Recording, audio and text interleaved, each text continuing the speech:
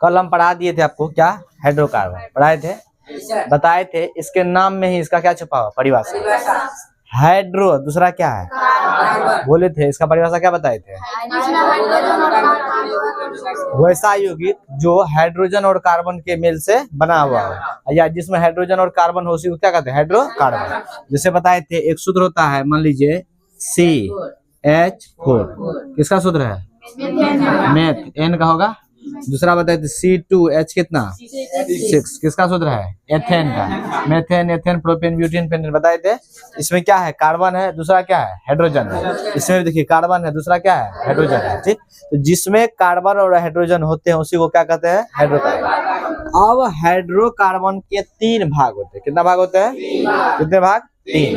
पहला एलिफेटिक, पहला क्या होता है, दूसरा होता है एलिसाइक्लिक, दूसरा, तीसरा होता है एरोमेटिक, क्या होता है तीसरा। अब ये 3 गो को फिर जो एलिफेटिक है इसका 2 भाग होता है, एक होता है संतृप्त हाइड्रोकार्बन है, दूसरा होता है असंतृप्त हाइड्रोकार्बन। फिर संतृप्त हाइड्रोकार्बन को 2 भाग, सॉरी इसका एक भाग है जिसका नाम है एल्केन, इसी को कहते हैं पैराफिन। और एल्केन का जो सूत्र होता है वो होता है CnH2n+2। इसी सूत्र पे हम लोग कल बताए थे, बनाए थे N जोड़ने के लिए, बताए थे ना। उसी में मैथ कितना नंबर पर 1, तब जाके N जोड़े थे, क्या बना था, मेथेन। और इसी सूत्र पे निकाले थे CH4, किसका सूत्र होता है, मेथेन का। एथेन का होता है C2H6, किसके आधार पर निकाले थे, इसी सूत्र के आधार पर। बात समझ गए। चलिए अब असंतृप्त हाइड्रो, अच्छा इसका एक और पहचान है कि ये जो जुड़ा हुआ रहेगा हमेशा सिंगल बॉन्ड के साथ, कितना बॉन्ड के साथ, यही जो बीच में डैश देख रहे हैं ना, ये हम जब उधर पढ़े होंगे आप हिंदी में या और विषय में, इसको से पढ़ते हैं, मैथ में माइनस पढ़ते हैं, लेकिन आप केमिस्ट्री में इसको बॉन्ड कहेंगे, क्या कहेंगे, बॉन्ड, सिंगल बॉन्ड है ये। ठीक, ये अभी अकेले है तो C single bond C carbon, ठीक ऐसे लिखा हुआ रहेगा। अब असंतृप्त हाइड्रोकार्बन के 2 भाग है, एक का नाम है एल्कीन और दूसरा का नाम है एल्काइन। एल्कीन का ही दूसरा नाम होता है ओलिफिन और एल्काइन का ही दूसरा नाम होता है एसिटिलीन। ठीक, अब ये एल्कीन समूह जब बनाएंगे हम सूत्र, तो वहां पर याद रखिएगा सूत्र होगा CnH2n, यानी कि किसी का, जैसे मैथ में इन जोड़ना क्या बनेगा, मेथीन। एथ में इन जोड़ेंगे क्या होगा, एथीन। मैथ प्रोप में इन जोड़ेंगे क्या होगा, प्रोपीन। तो पूछेंगे बताइए प्रोपीन का सूत्र क्या होता है, तो प्रोपीन क्या नंबर पर, 3 नंबर पर। तो C का मान कितना हो गया, N का मान 3, तो C3 बोलेंगे।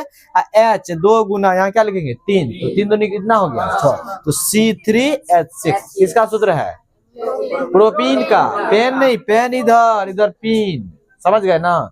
चलिए अगला, और इसका पहचान है कि ये कितने बॉन्ड से जुड़ा रहेगा, डबल बॉन्ड से, 2 बॉन्ड से।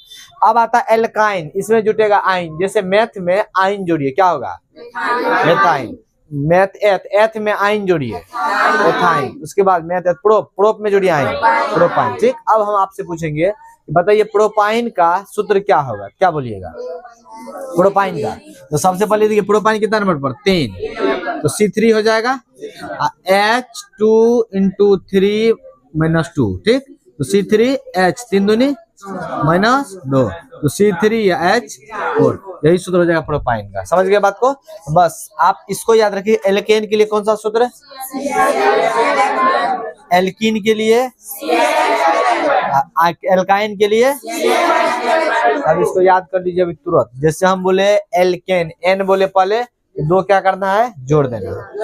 इन आए एल्कीन, किन्ना है, कुछ नहीं किन्ना है, साफ सिंपल CnH2n, कुछ नहीं खरीदना, अभी खरीदना हम लोग को कुछ नहीं, प्लेन रही आराम से, साधारण, अभी कोई पुट्टी पेंट नहीं। ठीक, तो प्लेन कीन, क्या किन्ना है, क्या खरीदना है, कुछ नहीं, तो सीधा सूत्र है CnH2n।